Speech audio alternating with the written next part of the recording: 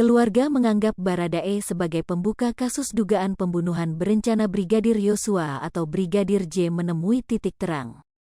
Oleh karenanya keluarga Brigadir J mempertimbangkan keringanan hukuman kepada Baradae. Hal tersebut disampaikan Bibi Brigadir Yosua Roslin Simanjuntak pada acara peringatan 100 hari wafatnya Brigadir Nofriansyah Yosua Huta Barat pada Sabtu, tanggal 15 Oktober tahun 2022. Kalau kami dari keluarga karena dia sebagai pembuka agar kasus ini terang benderang ya ada pertobatan ya dan kami pun dari keluarga memaafkan dia dan untuk keringan kami pertimbangkan, kata Roslin. Roslin menyebut sudah pernah melakukan komunikasi antara pihak keluarganya dengan keluarga Baradae sementara itu sidang perdana Sambo CS akan dimulai Senin mendatang. Roslin sebut di persidangan nantinya akan ada sejumlah saksi dari pihak keluarga yang hadir. Dari keluarga 11 orang ke-12 Pak Kamarudin Simanjuntak sebagai ketua tim pengacara kita, katanya.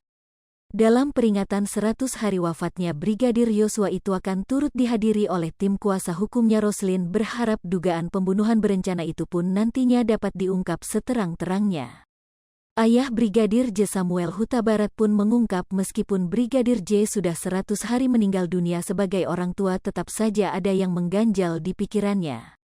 Kalau masih ada yang mengganjal di pikiran, ya masih ada soalnya kematian anak kita secara tiba-tiba dan tidak secara wajar, ujarnya.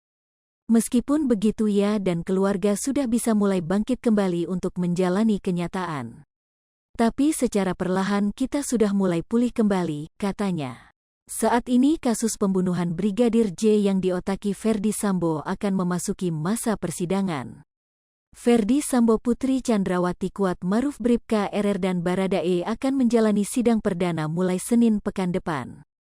Ex-Kadif Propam Polri Ferdi Sambo dijadwalkan akan menjalani sidang perdana pada Senin, tanggal 17 Oktober tahun 2022. Diketahui Brigadir Nofriansyah Yosua Huta Barat tewas dalam peristiwa penembakan di Duren 3. Break time sama dengan 0.2S lebih besar dari Jakarta Selatan pada tanggal 8 Juli tahun 2022.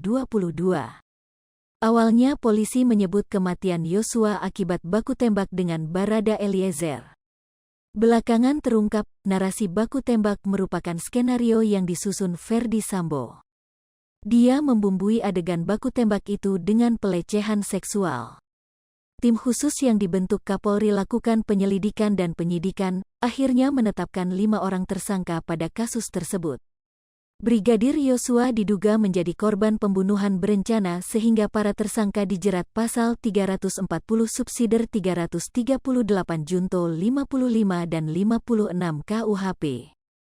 Adapun 5 orang yang kini berstatus terdakwa adalah Ferdi Sambo, Putri Chandrawati, Kuat Maruf, Baradae, dan Bribka RR.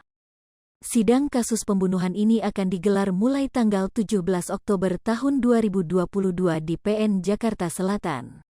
Hai pemirsa Sri Popo TV, jangan lupa komen, like, dan subscribe, serta tonton terus berita-berita terupdate lainnya ya.